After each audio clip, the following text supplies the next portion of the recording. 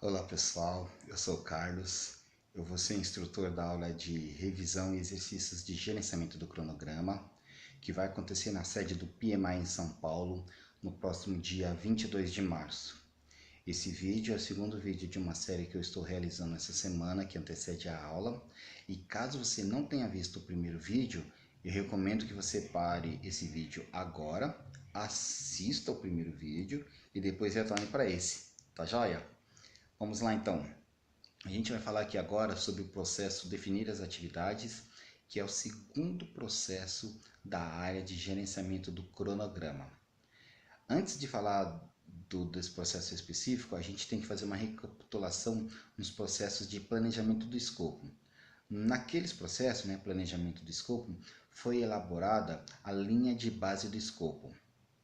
A linha de base do escopo, ela contém a declaração do escopo, que é a especificação das entregas do projeto, com suas restrições, com suas premissas, e contém a IAP, que é a representação gráfica das entregas do projeto.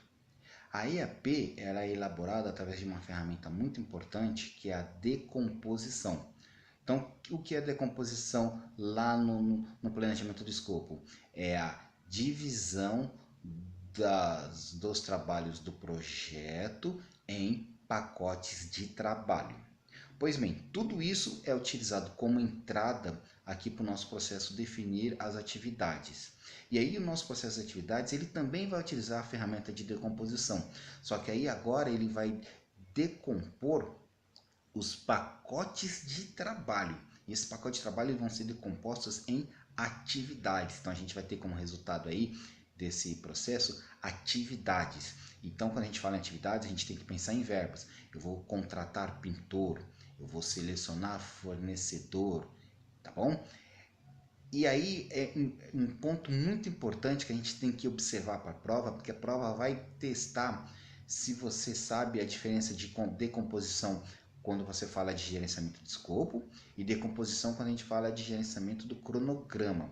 Então a prova vai te apresentar lá um cenário e vai testar esse conhecimento de você. E aí você precisa, nesse momento, identificar se o cenário está falando de decompor o trabalho do projeto em pacotes, que daí ele está falando do escopo, ou se ele está falando de decompor os pacotes de trabalho em atividades, que daí ele vai estar falando de cronograma. Então, esse é um ponto que você tem que estar atento e tem que saber para a prova, tá bom?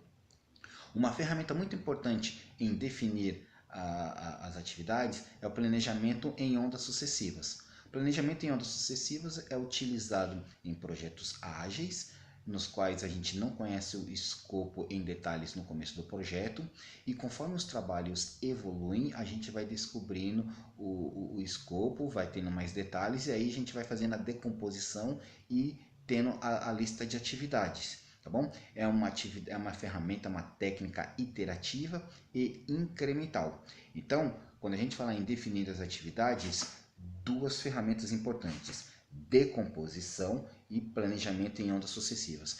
E qual que é a saída desse processo? A saída desse processo é a lista de atividades.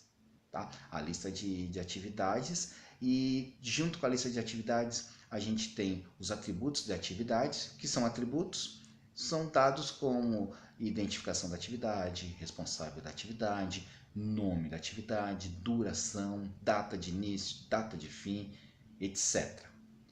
Outra saída importante no processo de definir as atividades são os marcos. Marcos do projeto são eventos significativos, têm duração zero e são utilizados pelo patrocinador, pelo cliente, para fazer o acompanhamento do status do projeto. Então esse é um item de prova que vai cair com certeza. Ele vai querer saber como é que o patrocinador, como é que o cliente quer ver o status, quer acompanhar a situação do projeto e como você apresenta os dados para essas partes interessadas. Você vai fazer isso através do acompanhamento de marcos, que, repetindo, são eventos de duração zero e são eventos importantes, significativos dentro do projeto. Tá joia? Vejo vocês no próximo vídeo, que é o sequenciar as atividades. Um abraço, até logo.